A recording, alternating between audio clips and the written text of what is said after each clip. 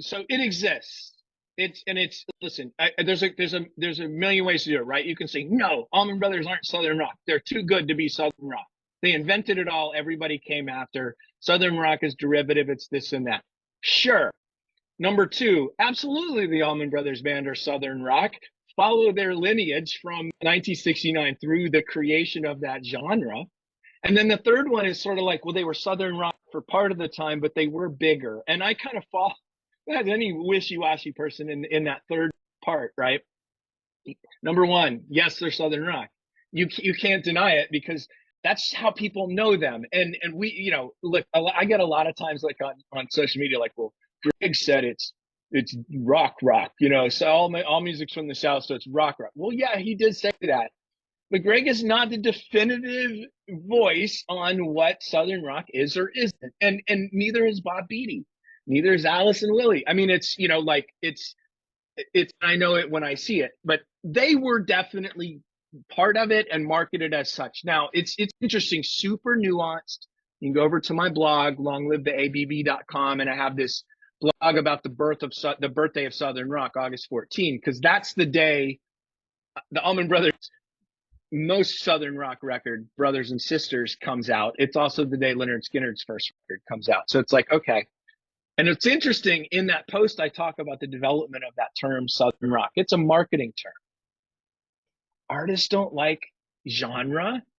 I mean, I'm an artist. I fit beyond, and that's true. Like I can be cynical about that, but like, no, an artist isn't gonna like genre. Two, an artist doesn't determine genre as much as he or she might think that they could. They might think that they could. Three, what does it really matter anyway? It's just something for people to kind of argue about.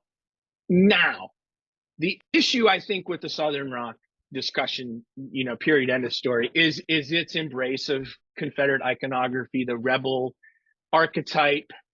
And that was an issue in the mid 70s, and it has continued for sure. It's gotten sort of back, but in this era, I mean, the Allman Brothers they had two black members from 1972 to 1976, J-Mo and his best friend growing up, Lamar Williams, and they had toured with rebel flag on posters, on merchandise, and they had a Robert E. Lee on the horseback. So, look, the way that I put it. First of all, they have all disavowed their association with that. And for them, I'll say this, in that era, with the success and everything that was going on, they were not signing off on their merchandise or anything like that. This was something going on in the back office. No, that's not an excuse, but it is the fact of life.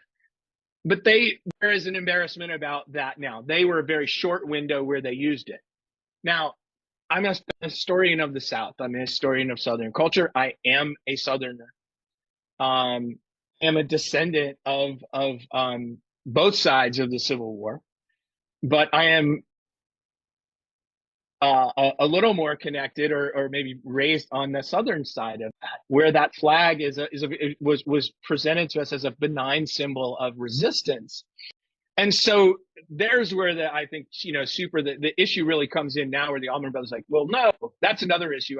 They couldn't be Southern rock because they did never use the flag, which is wrong. People select memory, or they had black guys in the band. So, the way I put it in the book, and Allison, I'll forever be kind of working on this language of the way to say it, right? But it is,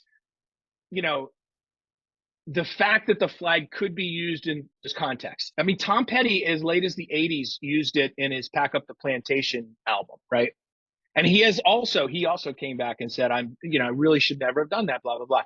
Was because of what we were taught, what Southerners were taught, including the Allman Brothers, who were all from the South, except one, that the flag represented exactly what Southern rock represented. F you to the man, F you to the Yankees, F you to the kind of people, F you to Neil Young for singing, Alabama and Southern Man. And so they don't like it because of the association with it. They don't like it because musicians don't like genre.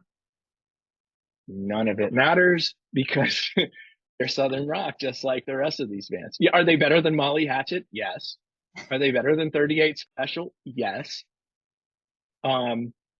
but they're still part of that, parcel to that thing. And it is Southern rock to me is a time and place. So a lot of people will be like, well, why is REM not Southern rock, right? Or the Drive-By Truckers. It ends. I always say it like sort of ended about the time of MTV because that ruined those types of hair band, the sort of grubby biker dude bands. Like just look them up on. You can see them. Like they all had videos.